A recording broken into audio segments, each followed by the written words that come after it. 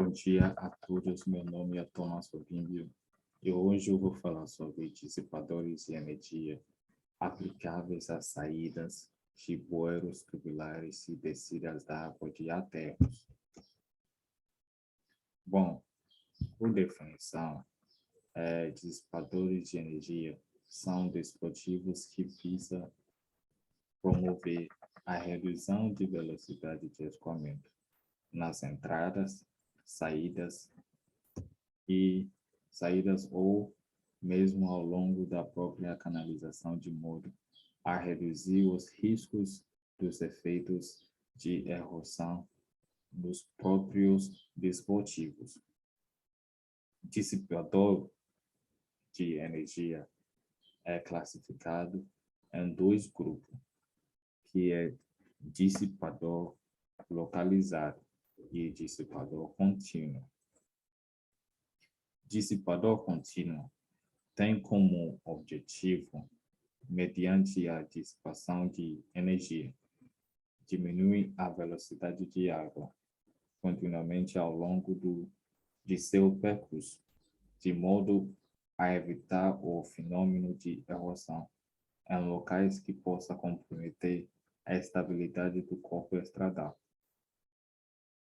Dissipador contínuo localizam-se, em geral, nas descidas da água, na forma de degraus e ao longo do aterro, de forma que a água precipitada sobre a plataforma seja conduzida pelo talude, de forma contínua, sem criar preferências e, portanto, não o afetando. Falando sobre um projeto de dissipador contínuo ao longo de aterro, é sempre necessário que, quanto à construção, deve seguir todas as especificações da norma. O dissipador contínuo utilizado ao longo do aterro deve ser construído com uma camada de concreto de aproximadamente 0,50 metros de largura, com a espessura de 0,10 metros, de acabamento áspero obtido com o assentamento em disposição irregular de pedras de dimensões aproximadas de 7,5 centímetros. Os materiais usados são concreto de cimento, concreto ciclopíco e concreto armado.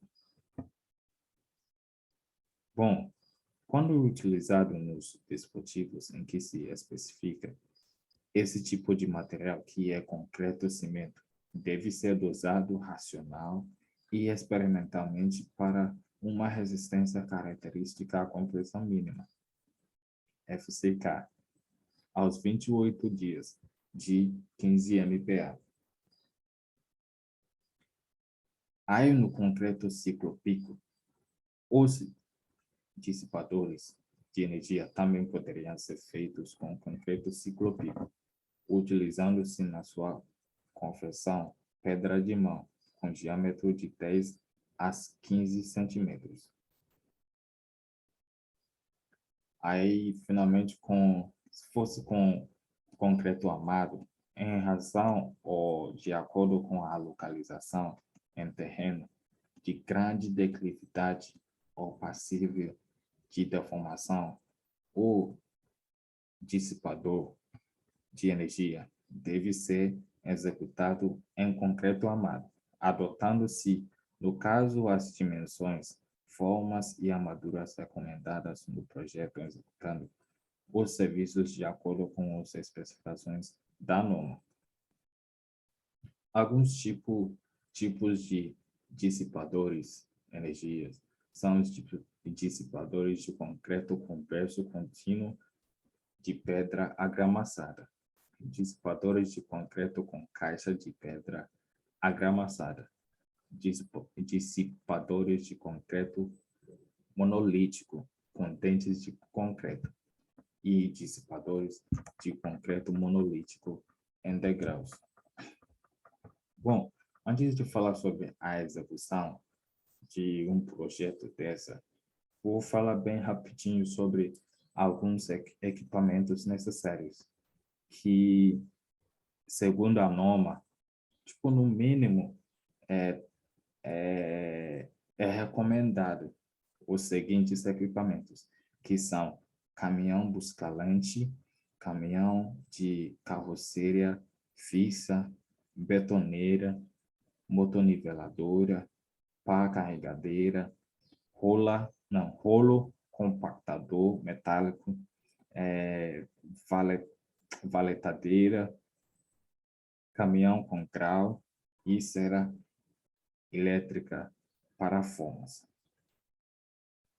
Aí devemos prestar atenção, notar que, segundo a norma, todos esses equipamentos a ser utilizado deve ser vistoriado antes de início da execução do serviço, de modo a garantir condições apropriadas de operação sem o que não pode ser utilizado, autorizado sua utilização.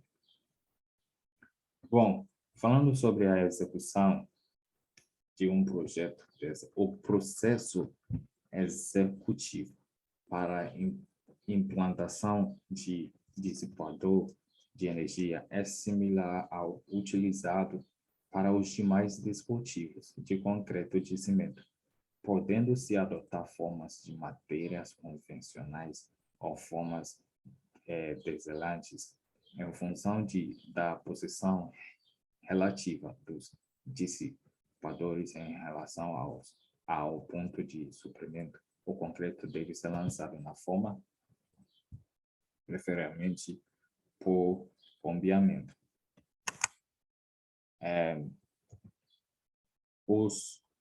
O processo executivo mais utilizado refere-se ao emprego de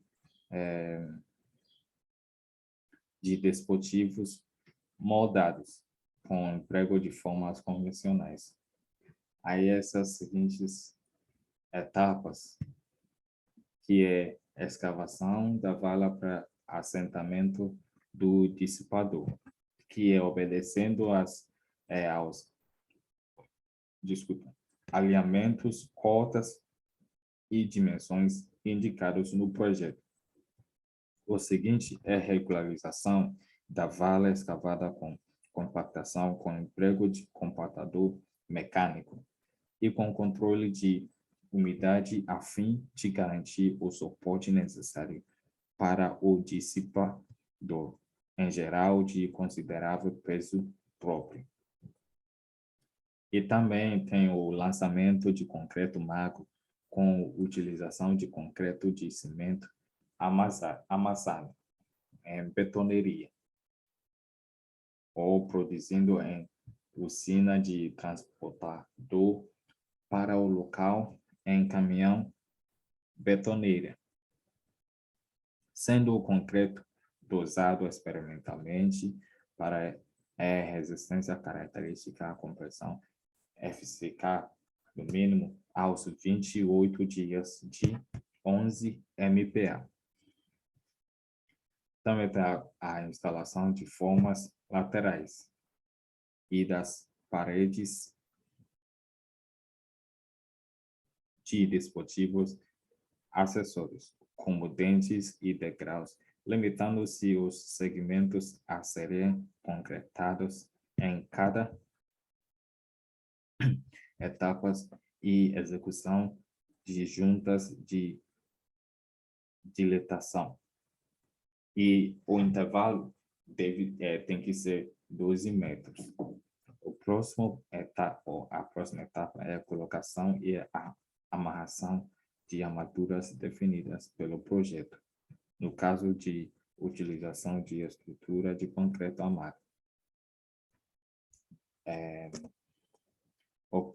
A próxima etapa é lançamento, vibração e a cura do concreto, tomando-se as precauções anteriormente mencionadas.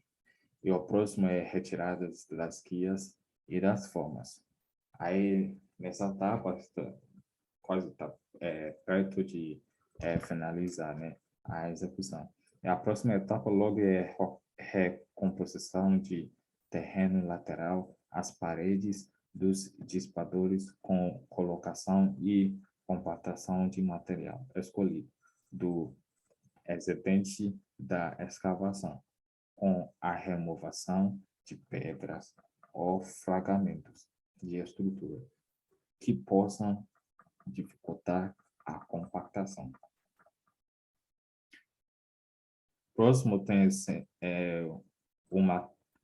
essa etapa aqui, sendo um material local de baixa resistência, deve ser feito o preenchimento do espaço com areia. O penúltimo etapa no caso de utilização das caixas, deverá ser feito o lançamento e arrumação cuidadosa